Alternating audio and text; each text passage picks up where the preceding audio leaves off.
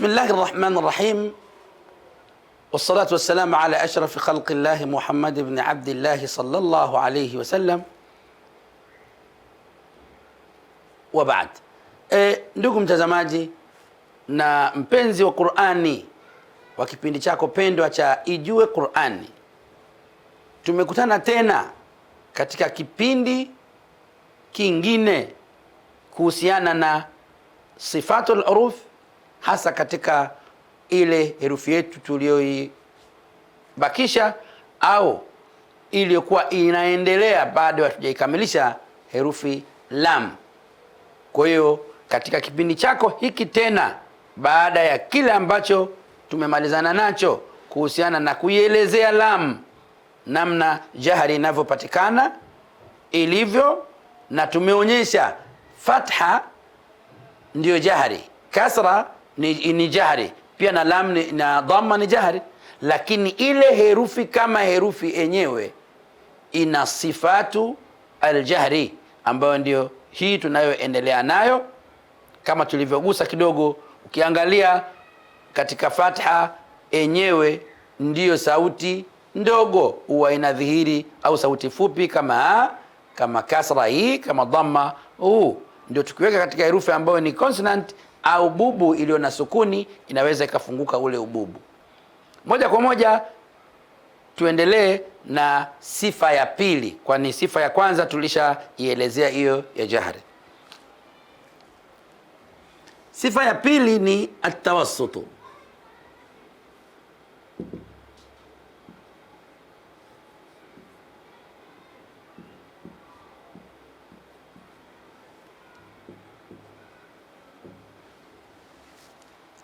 Atawassutu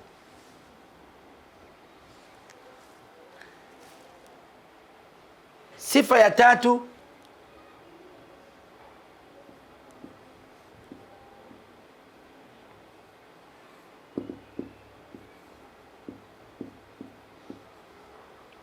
al-istifal.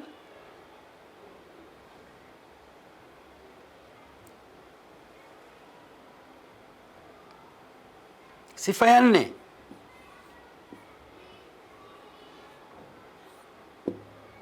al-infitah.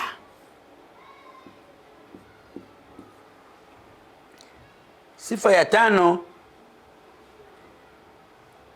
al-idhlaq.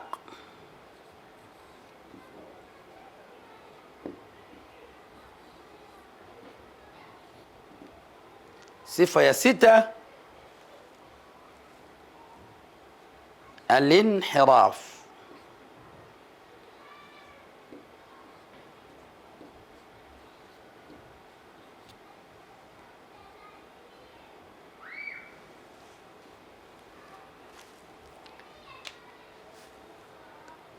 Naam, ndugu msomaji, mfuatiliaji, mtazamaji wa kipindi chako pendwa cha Ijue Qur'an, sasa unaelekea kuifahamu Qur'ani kama ni mfuatiliaji mzuri kabisa, na Allah akujalie uwe mfuatiliaji wa kipindi hiki ili uweze kufikia malengo yako ya kuisoma Qur'ani kama ilivyoshuka pale Maka na Madina.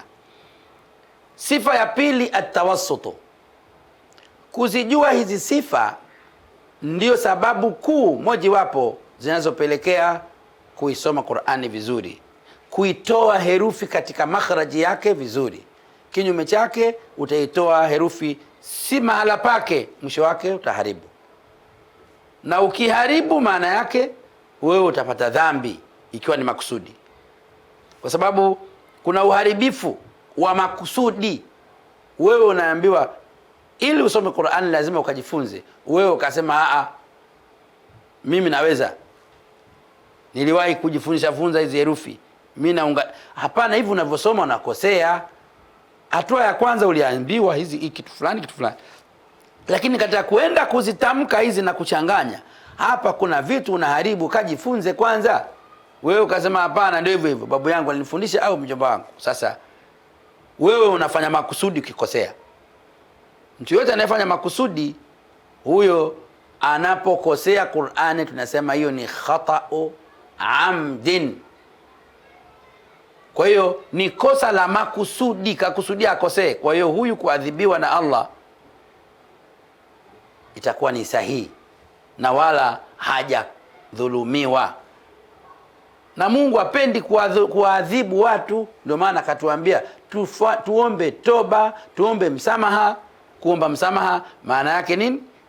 Alivyoeleza Mtume, kullu bani adama khata, wanadamu wote ni wakosefu, lakini wa khairul khata'ina at-tawwabun, wakosefu bora ni watu gani? Ni wale watubiao, yani wanaoacha kosa wanafanya jema. Sasa kuacha kosa, kamuone mwalimu, fuate mwalimu, nielekeze wewe, utakuwa umetubu vizuri.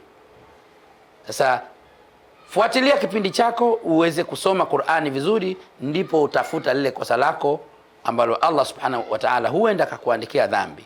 At-tawassutu, umejua jahri tayari kwamba sauti inayovuma ile ni jahri, lakini sauti ile inayotoka kimchakato, inayochakata katika kinywa au kwenye masikio yetu tutasikia ile kinyume chake. Tuone sifa ya pili, at-tawassutu. Tawassutu maana yake ni ukati na kati, tafsiri yake ni ukati na kati. Lakini nini tunakusudia?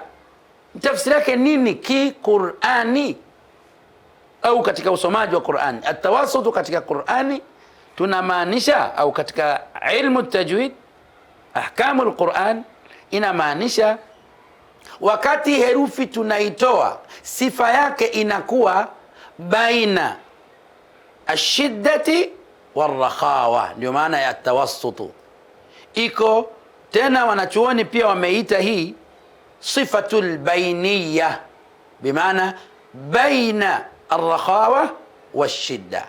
Sifa hii atawassutu iko baina ya sifa ile ya ukakamavu shidda na ile sifa ya rakhawa ile ulegevu. Maanake wakati herufi unaitoa inakuwa si legevu, kwa maana haikamati kwa umadhubuti lile tokeo, na wala haiwi rakhawa. Maanake si rakhawa kwa maana inatoka ile herufi kwa ulaini kabisa, kwa wepesi, ikiwa inaambatana na hewa. Hapana, kwa maana hii si laini, si legevu, wala si ile kavu kabisa, kwa maana kakamavu ikaweza kutoka kana kwamba vile inazuia mpaka utokaji wa sauti au pumzi. Kwa hiyo hii iko baina baina, ndio maana kaitwa at-tawassutu, bimaana wasatu sifatain, kati ya sifa mbili, shidda na rakhawa. Na hata ukiitamka ile herufi lam kama tunavyoziona, tunasema la, unaisikia la, li, lu, al, l, iko si kakamavu na wala si legevu tukaruhusu sauti. Kwa hiyo sisi tunapofika katika matamshi ya lam tutaisoma vizuri, kwa sababu tayari tunajua hii herufi ina sifatu aljahri, ndio ile l, na ile tawassut kwa maana haina kusema l, kwa maana ikapita na ni pumzi au hewa, itakuwa si lam tena. Lakini haiwi kakamavu ikafanana na dali, maana yake ni kwamba tutatamka Qur'ani vizuri, itakuwa la, li, lu, l. Kama hivi ndivyo tunahitajika sisi wasomaji wa Qur'ani katika ufuatiliaji, halafu wakati huo unaangalia kinywa. Ndugu mtazamaji, baada ya kuijuza at-tawassutu, umeelewa ni utamkaji wa kati na kati kwenye utokaji au udhihiri wa ile sifa.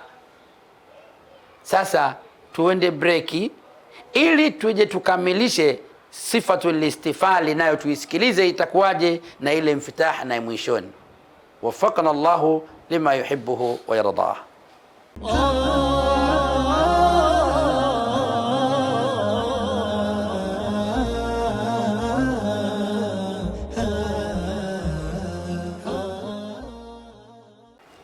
Naam, assalamu alaikum warahmatullahi wabarakatuh. Baada ya breki fupi tumerudi tena katika sifa yetu ya alistifal. Nini istifal? Alistifalu kama tunavyoiona, istifal Kiarabu tunamaanisha chini, na maana ni asfal, asufla. Lakini watu wa tajwidi au wafani hii ya usomaji wa Qur'ani wanaposema istifal ni sifa ya herufi, wanamaanisha kwamba wakati unaitamka hiyo herufi, sifa yake haitakuwa ya juu, bali itakuwa sifa yake ni ya chini wakati inatoka kwenye kinywa. Tunayo lam. Lam yetu wakati inadhihiri, itadhihiri ikiwa katika sifa ya chini, haitakuwa na sifa ya juu, kama tulivyojuza mara ya kwanza huko tulikotoka kabla tujafika hapa. Hizi sifa huwa zina kinyume. Istifal kinyume chake alisti'lau, maana yake kinyume chake istila. Istila ni kule kuitoa herufi kwenye tokeo lake alafu kuipa uzito wa juu. Istila inatokana na neno al-ulu, al-alau. Kwa hiyo hii inatokana na ile istifal, ni asufla, asfal. Kwa hiyo tunapoitamka ile herufi, sifa yake sasa itakuwa ni hali ya chini, isiwe hali ya juu kama ile istila. Ni vipi? Utakaposema la, ina maana hiyo ni sifa ya chini.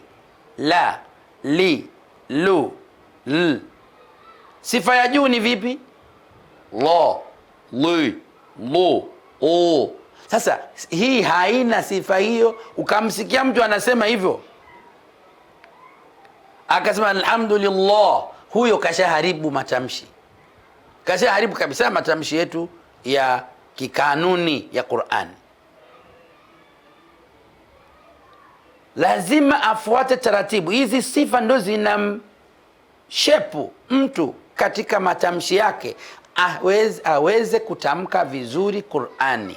Ukishajua kuna sifatul istifal, hautaleta Allah wala li wala lu wala lu, maanake haipo. Kwa hiyo ni lazima ulete ile hali ya chini kwenye matamshi ya herufi, yani sauti yako isiwe nene, ndio maana fupi. Kwa maana fupi kabisa istifal, wakati unaitamka lam, itamke kwa sauti ya kawaida, tunaita nyembamba, kwa maana la, li, lu ikiwa na sukuni, l, basi umemaliza. Kusiwe tena na unene wa sauti kwa Allah, li, lu, itakuwa wewe unaita kitu hakipo. Tukirudi katika tukiendelea kwenye sifa ya 4 ambayo sifatu al-infitah. Tunayo hapa sifatu al-infitah. Hii sifatu al-infitah, ndugu mtazamaji, ni sifa ambayo wakati unatamka, kwa Kiarabu tunasema infitah inatokana na neno al-fathu, fataha yaftahu fathan. Kwa hiyo au futuh, al-fathu baada ya kitu kilikuwa mughlaqa, kwa hiyo ukifanya namna hii umefungua, hiyo inaitwa al-fathu.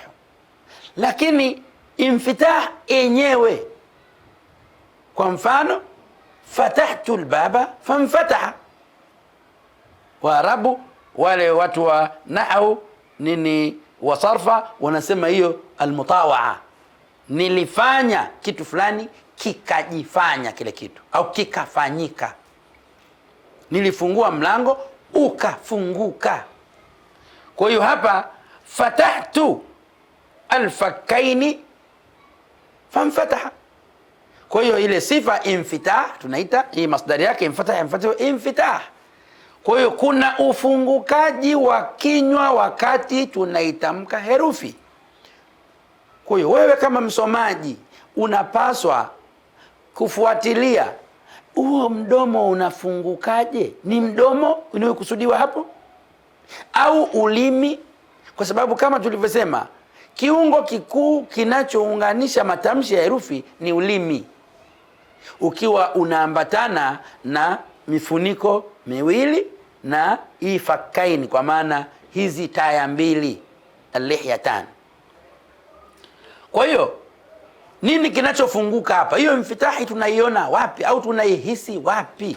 Kwa hiyo kuwa nami, kuwa na mwanachuoni mwingine yoyote katika kuijuza ahkamul Qur'an, sifatul Qur'an kwa sura hiyo, maana yake ujue infitah na kusudia nini. Kwa hiyo infitah, tunapokusudia infitah ni pale tunapofungua kinywa, ulimi kwa ndani. Ukisikia infitah ni ufungukaji wa ulimi kwa ndani, ima ibaki nje ya ulimi, utaambiwa bado umefungua. Lakini ikiwa eneo kubwa au dhahrul lisan limeshiriki kugusa hanakul a'la, hapo umefanya kitu inaitwa itbaq, umefunga. Kuna kitu umekifanya itbaq, maana yake atbaqta lisan maa alhanak al'ala, umeutabik au ala alhanak al'ala au fi alhanak al'ala au bil hanak al'ala. Maana yake wewe umeuambatanisha ulimi na ukuta wa juu wa kinywa. Sasa hii kinyume chake, sasa infitah unafungua, maana yake ulimi unarudi chini au unagusa incha tu, bado kutakuwa na uwazi mpembeni pale kinywani. Hii ndio inaitwa infitah. Kama ulimi utakaa namna hiyo pale ndani baina alhanak al'ala wa dhahru lisan au wasatu lisan, pakiwa wazi, hapo umefanya infitah, umefungua kile kizuizi ambacho ulimi ungekwenda pale wote mazima, tungesema umefanya umefunga.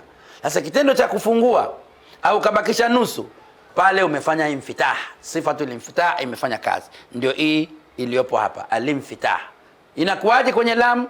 Tunasoma practical, tunakuja hapa tunasema, angalia incha ya ulimi. Ulimi tumesema ile dhahru lisan ma afatay lisan ila muntaha taraf lisan. Kwa hiyo unamogusa ni humu kwenye dhahru lisan, kuanzia hapa mpaka huku, mpaka incha ya ulimi, ila sehemu ya kati hapa, kutoka nusu ya dhahru lisan kuja huku hapatumiki. Maana yake patakuwa wazi la na inapatikana pale kwenye zile rasta la maftuha, li maksura, li maksura, lu madmuma, lu hii ni madmuma.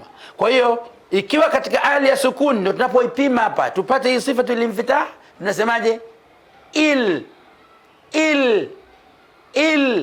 Kwa hiyo unakuta kule ule ulimi ulipotengeneza mfano wa mwezi kwenye kugusa pale, ndio inamotumika kuitamka hii lam, na chembe cha dhahrul lisani inatumika pale, inagusa, manake sehemu nusu ya dhahrul lisani inatumika. Kama ingetumika yote ikabana pale, ingekuwa itbaq, kama vile tunavyoona katika zile ta sad, inashika nafasi kubwa ya dhahrul lisani kuja katika wasatul lisan. Kwa hiyo ndugu mtazamaji wa kipindi chako pendwa cha Ijue Qur'ani kupitia media yako pendwa Kishki TV,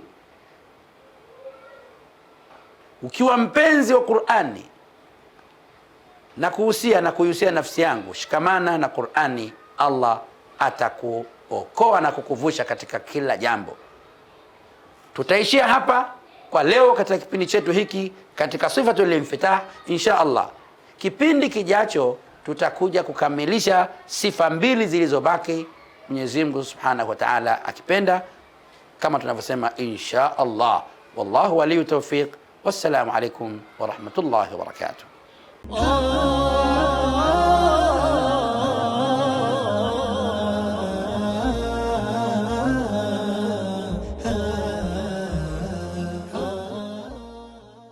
Kutokana na maombi na ushauri wa wadau wa Kishki TV duniani kote ya kuomba kuichangia Kishki Online TV ili nao wapate kheri zinazotokana na kazi hii, sasa milango ipo wazi kwako Muislamu popote pale ulipo. Unaweza kuichangia Kishki TV kwa kutoa sadaka yako ili umma wa Uislamu uendelee kunufaika na maudhui ya vipindi mbalimbali vyenye ukumbusho na mafundisho lukuki kutoka hapa Kishki TV. Kumbuka kutoa sadaka hata kwa kiasi na ikhlas na kufurahi kukualika pindi itakapofika korabuka. Changia Kishki TV kupitia Airtel Money 0789445555 au Vodacom M-Pesa 0746588888. Jina Kishki Online TV.